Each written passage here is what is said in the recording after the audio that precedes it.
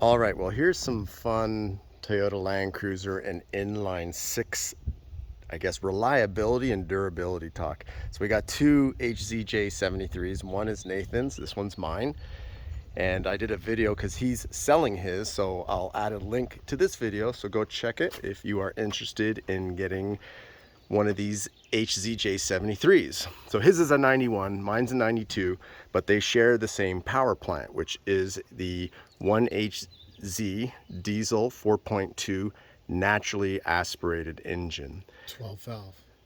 12 valve, which is also important. So after we did this and we were just talking Land Cruisers, I discovered that Nathan is a marine or certified marine mechanic, also inspector, and he just knows his engineering stuff. So we were talking about engines, and I was like, yeah, these engines, they last long, 1,000,000 miles. And he says, well, you know why? I'm like, well, because it's built in Japan. He goes, no, it's more than that. So I'll let Nathan kind of share with you some great information he told me. So the 1HZJ motor it's a straight 6, which is a stronger architecture than a V. In a straight 6, you're going to have 7 strong crank bearing journals, a stronger crank than you will in a V configuration. Yeah. Same as the Cummins straight 6. Same as every diesel engine in every big rig in America is running a straight 6. They're easier to work on. They're stronger, much more durable. They'll go 1,000,000 miles. So it's not just Toyota who makes an inline 6. Anybody who Cummins, uses, Peterbilt, Volvo, goes on and on. All the big diesel engines, popular diesel engines in big rigs in America are straight 6. The drawback to the inline engine is it's longer, it's harder to fit underneath the hood. A V configuration is easier to fit underneath the hood.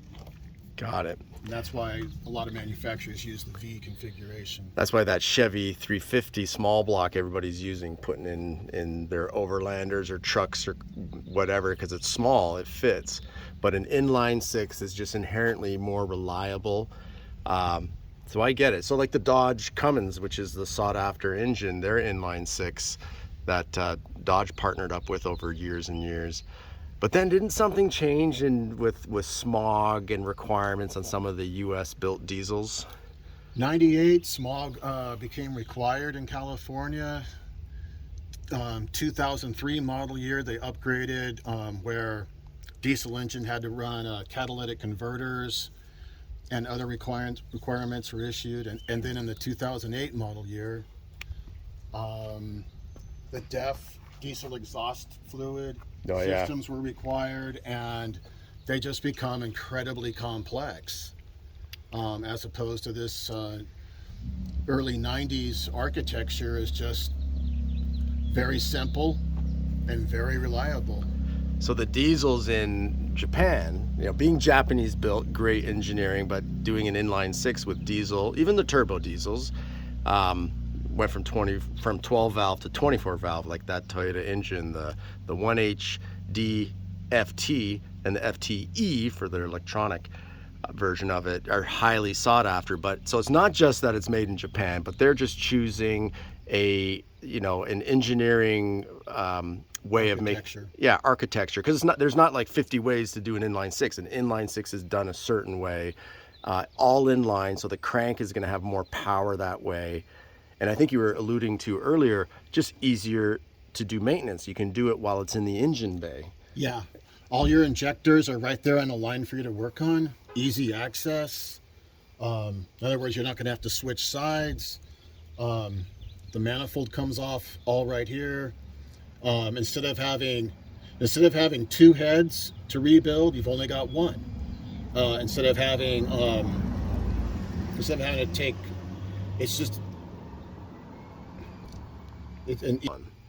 so what correction there? Instead of having 2 valve covers on a V configuration, you only have 1.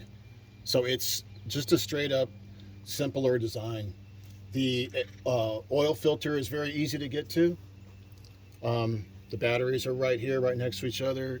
It's just an easy design, very easy maintenance. Easy maintenance, but also it's not just the maintenance, it's the durability of the engine, and just inherently inline 6, which is how Toyota has done all their truck engines. And then they went to a V8. So the V8's also still reliable with, you know, the Landcruisers, but a V8, they're still using the engineering configuration that any V8 will use.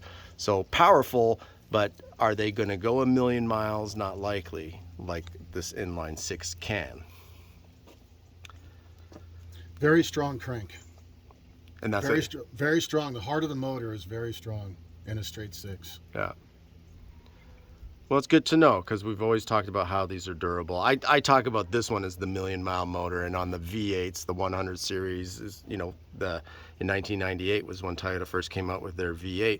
Still a great motor, but we don't talk about million miles. We talk more like, hey, 500, 600,000 miles you can get out of those. And they're powerful. Obviously, they're going to crank out a lot of horsepower, but the diesel is going to crank out a lot of torque and just give you that longevity.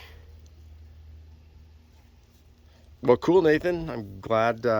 Nice meeting you, Jamie. Yeah, likewise. And I learned something today. So you always have to be prepared to learn more. You can never know it all. And in the world of Landcruiser, I'm glad that you shared some of that knowledge with us today. So inline 6, baby, it's the way to go. Turbo or not, but these engines go and go. And they come in so many different models. And in this case, these two beautiful HZJ73s. And that one in behind, that's Nathan's. It's for sale. So DM me, hit me up if you're interested. All right. Happy trails, folks.